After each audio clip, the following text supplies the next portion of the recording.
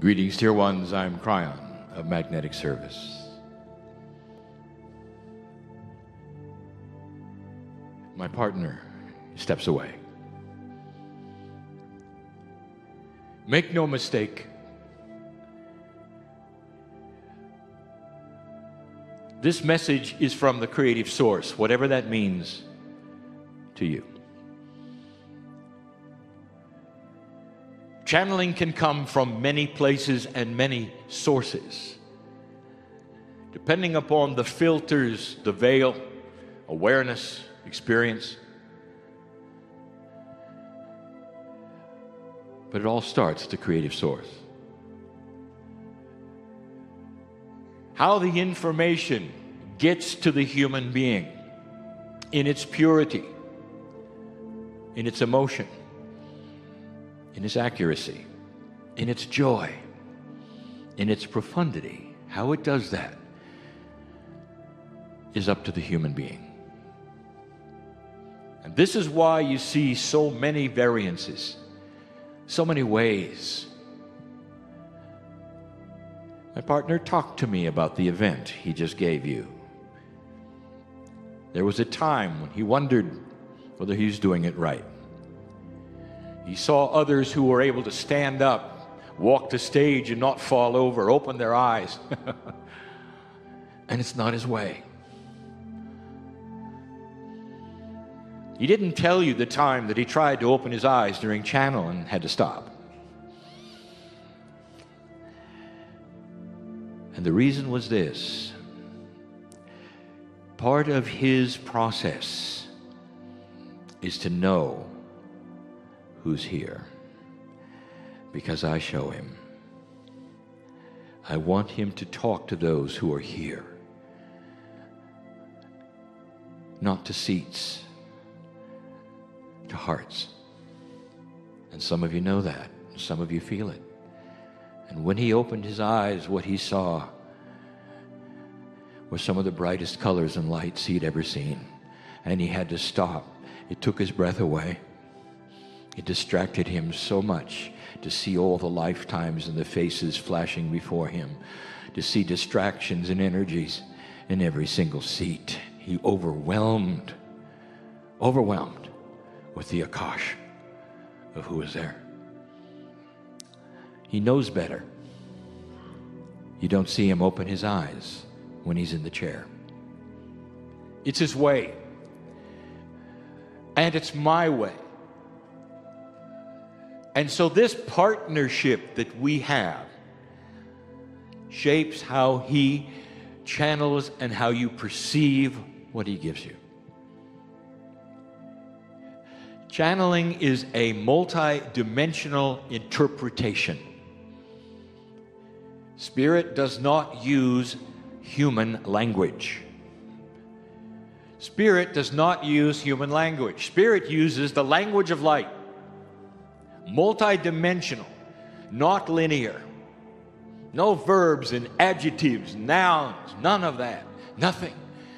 Spirit speaks often in metaphors, in quatrains. It took my partner years to make it look like there's a steady stream of English that is meaningful to you.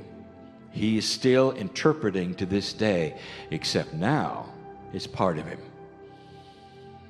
When he started, and there is a record of this, I didn't do anything different. I gave him the beauty of the messages, and it confused him. He thought he had to remember it and give it back as a human. He didn't understand the meld that has to take place. You have to be part of the creative source. He learned that part, but it still wasn't right. Long pauses would happen before the next sentence, where he was waiting for information that had already been given. His filters were in place. He had to understand, get out of the way. Don't think about it. Don't intellectualize. Don't be afraid. Don't be afraid. I can remember the first time he got it. He hasn't told anybody about this. You don't want to. Because it shows his fear. It's embarrassing for a human being, especially a teacher, to stand in front of an audience and tell them how afraid they are. When he realized what he had to do, he was afraid. In order to be pure, he had to step literally into the wind of birth and death, the comings and goings of souls, and he saw it. He could see the light at the end of the tunnel, and he was afraid he was dying. He knew it. He could feel it.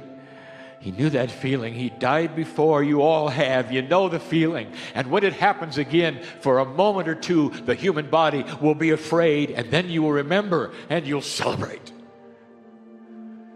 And the light will take over, and you'll know who you are as a part of the creative source. He had to go to that place and stand there and wait. I gave him a tether, silver tether, so that if he was pulled to the light, he couldn't go there. All he could do was watch. He felt safer, and the more he did it, the safer he felt, until this is where he wanted to go.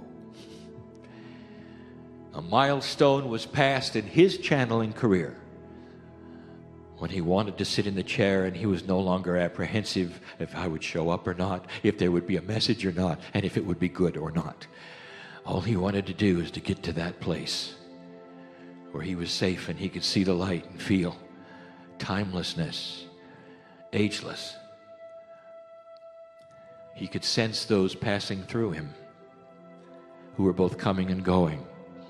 Sometimes on his own, he would weep with the profundity of the system. That's where he is now. Oh, he knows what we're saying. He can feel what we're feeling. But he loves it where he is. Dear ones, can you be in love with this? Can you understand that this is part of you? This is part of who you are. Can you love yourself to the degree that you want to be in that same place? Perhaps not like him, but a place that is so sacred and so beautiful that you and your soul are one. That life and death itself are not that meaningful. That the wounds that you would normally suffer from those around you and their health issues and the family issues and the relationship issues and the work issues, and all of those things meld into something that you simply work with instead of things that control you. And you sit in peace.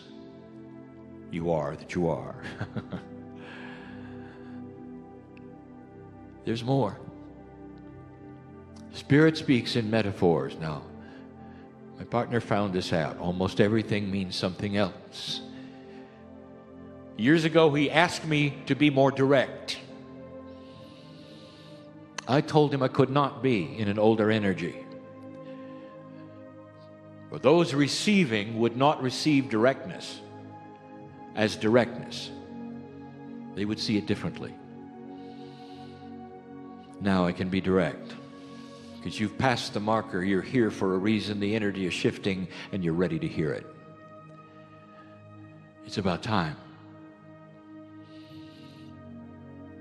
Spirit speaks in metaphors. There will be many you will hear for the next 3 days. Sometimes the channelers do not even know it. They haven't discovered it yet. It's not needed that they do. It's up to you. What do some of these things mean? I'll give you only one example, for it is not for me to tell you about them. You hear a number. It's a number that is even in ancient prophecy. 144. Often it's 144,000. Way before Kryon, there was prophecy about the 144,000.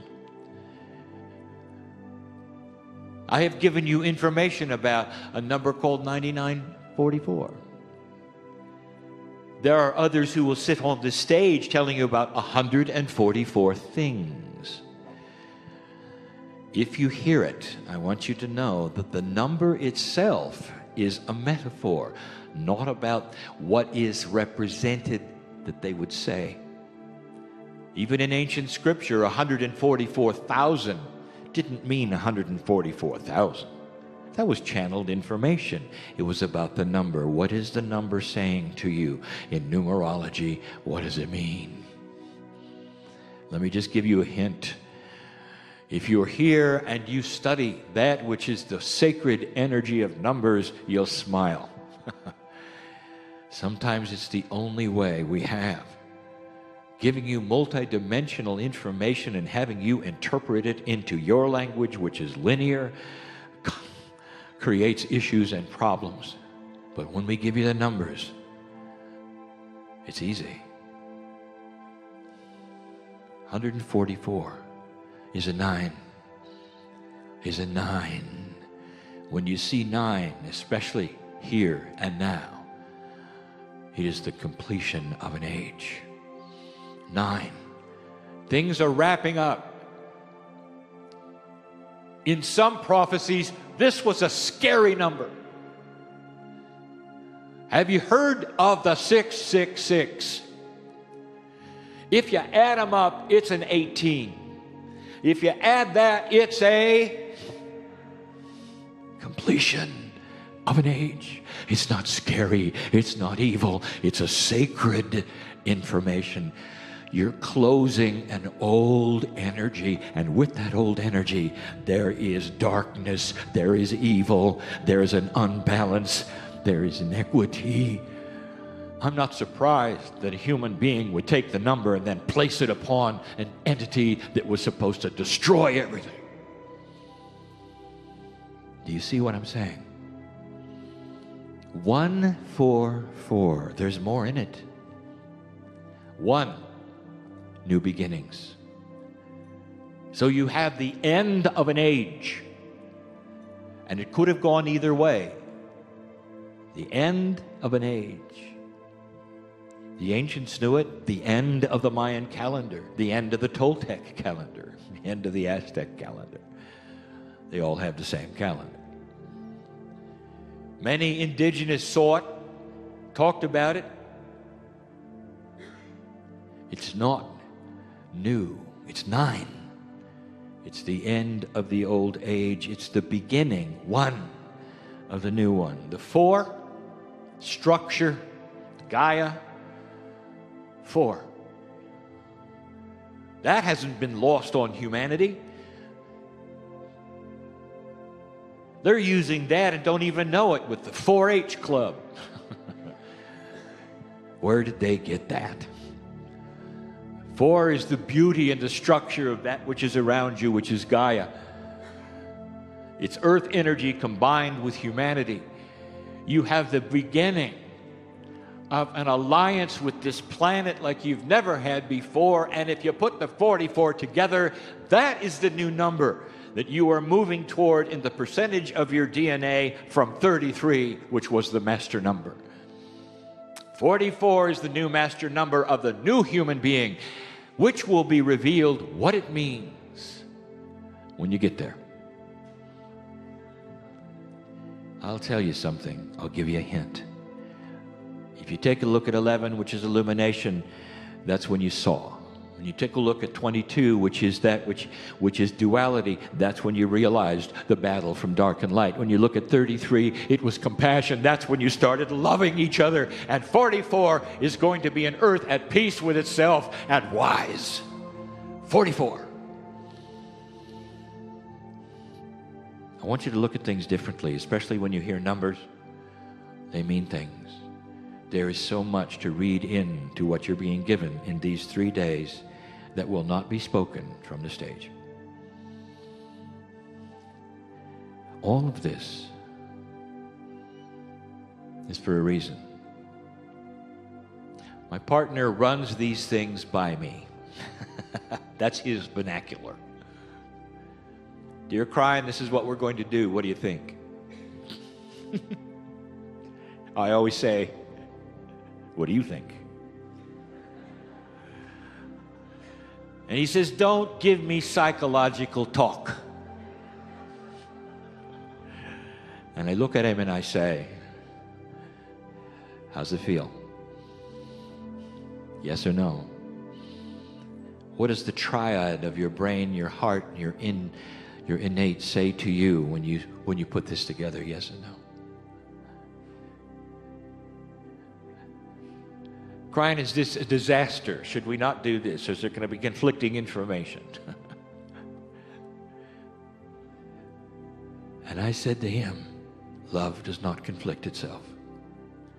Love does not conflict itself. Love does not puff itself up.